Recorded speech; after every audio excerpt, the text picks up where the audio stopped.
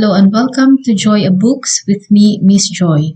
Today's offering is How to Be a Footballer by Peter Crouch. This adult non-fiction book was released in 2018 and contains 289 pages. Sharing his views on the book today is author and teacher TC. Peter Crouch is a much mocked ex-footballer. I've actually read his autobiography and it was a good read. This book is not technically an autobiography. It's obviously written in the first person, so it's Peter Crouch that's narrating. However, it's all about his encounters in football and experiences, observations in football and really how the game's changed. It begins with this statement: you become a footballer because you love football.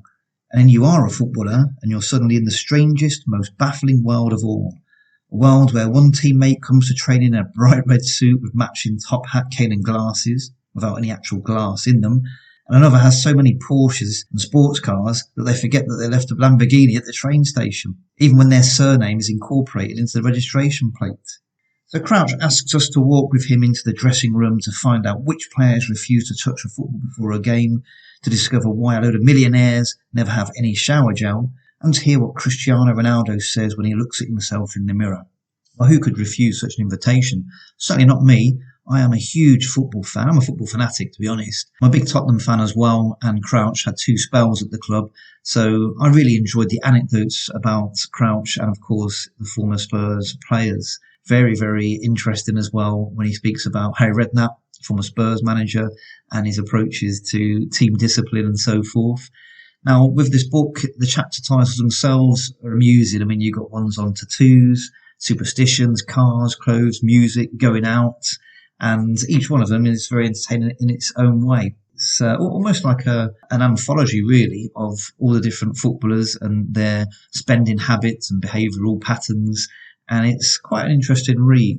Quite a lengthy read. I'd say that this is probably weighing in a little bit more than a lot of autobiographies and biographies would be, so coming up to 300 pages, but certainly very, very detailed. I particularly enjoyed some of the sections where he's talking about the dressing rooms and the kind of banter that goes on in those places, ranging from the schoolboy pranks, from people putting stuff in people's shoes and cutting up people's clothes. The general banter. Nowadays, banter can be perceived as bullying, can't it? And Crouch kind of laments the fact that the modern footballers are not really privy to what went on in the past. Maybe that's a good thing, of course, society changes, but he talks about how the youngsters coming through now have their own media teams and obviously army of agents looking out for their best interests, which is a good thing, of course. Certainly financially. Obviously those social skills, these young players are coming through with headphones, not really communicating with other players. And the thing about Peter Crouch is that he is very honest and he has this self-deprecating humour as well, which by his own admission, he had to develop even as a teenager when he left primary school, went to the big secondary school, and obviously was the target of older kids whom he was a lot taller than, but they were bullying him. So he could only really deal with it with humour.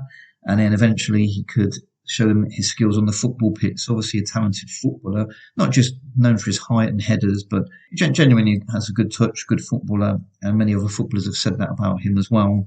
And a very successful one as well. If you look at his trophies, his England caps, and his experience, his merit, certainly the attention of the reader. I like the section on cars. He was talking about a lot of the cars that famous footballers have brought. So you've got Balotelli's Bentley Continental DT, repainted in green and brown camouflage. So he kind of mocks this idea of camouflage in Alderley Edge, this posh part of Manchester, where, you don't really need to be camouflaged. In fact, the camouflage acts more as a attractive device, if more than anything. He talks about some of the cars he's had. So he talks about a Volkswagen Polo that he brought when he was young. He talks about experiences that he's had in those, ferrying around his other teammates to training and so forth, purchasing an Aston Martin, feeling that was the car that he had to have, and then one day putting up at the lights next to Manchester United's Roy Keane, the tough guy, Keane giving him such a dirty look, and Crouch re-evaluating his car choices. The section on tattoos is interesting. He talks about some of the tattoos that have gone wrong for other players. He says that he himself has never had a tattoo, claiming that there's never been enough flesh on his body for him to get tattooed. Again, an example of his humour as well.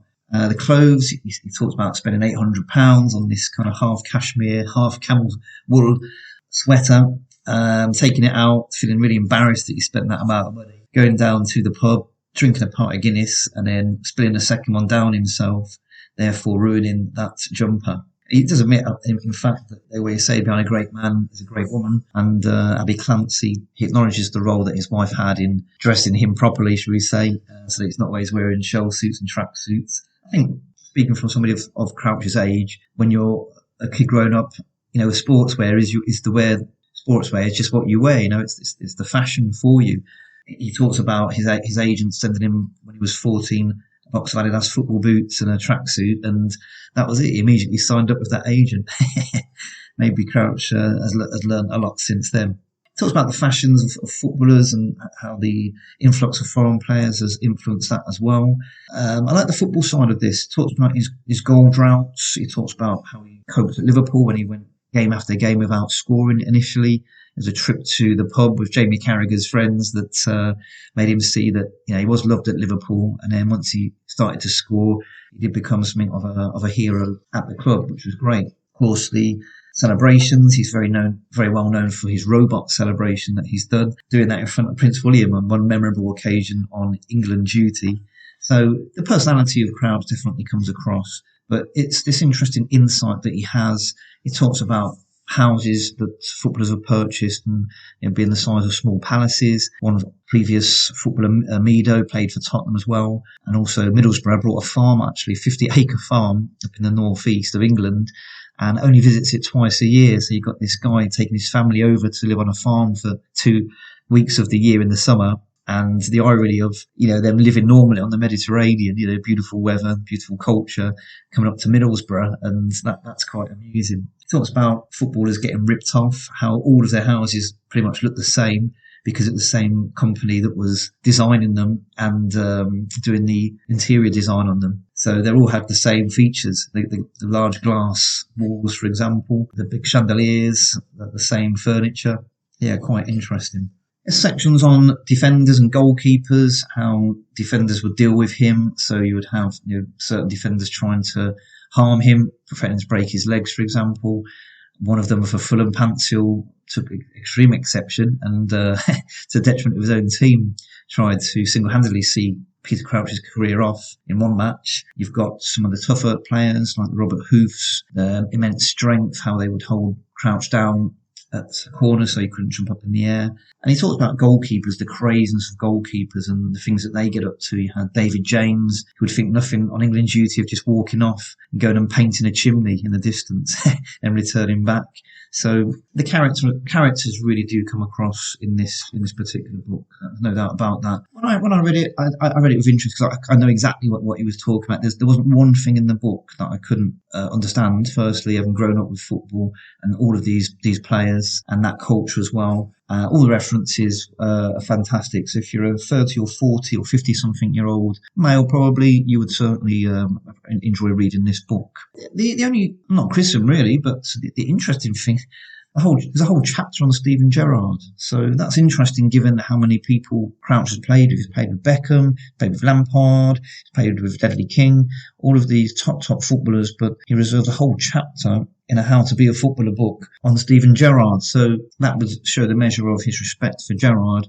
In fact, in that chapter, he does outline the fact that anybody coming to the club almost had to get the seal of approval from the likes of Gerrard and to a lesser degree Jamie Carragher, right, even above the manager, such as Rafa Benitez. And he says that players were, seen off, Gibril Cisse being one, Arbeloa, the defender, who went on to play for top Spanish sides and Spain. Even he didn't make the Gerrard Carragher cut, if you like, in the early days at Liverpool. So very, very interesting that he chose to close the book with that chapter on Gerrard, How to Be a Footballer. Copy Steven Gerrard. The fun that they got up to in the 80s and 90s, certainly a different culture to the game now. I don't know, a little part of me feels a little bit sad that culture has gone in many respects. But if you're a big football fan, and in particular England fan, Tottenham fan, possibly Liverpool, Portsmouth, Southampton as well, QPR he also played for, I think you will get something out of this book. But like I say, if you're a male, 30, 40, 50-something-year-old male, and you grew up in that era of 1980s, 1990s, where the tackles would fly in. I mean, on the pitch now, some of the tackles, just a basic tackle in the 1990s would be a straight red in the modern game. So the game has changed. I suppose it's inevitable that the players themselves would have to change to follow suit. But as I say, a lovely read, lots of humour in it, and really good as a look back on probably what was the golden age of football for my generation. But well worth a read. Well, thank you very much for your review of this very interesting book, TC. How to Be a Footballer by Peter Crouch is available from all good book outlets. Thank you for joining me, and please remember to like and subscribe to Joy of Books.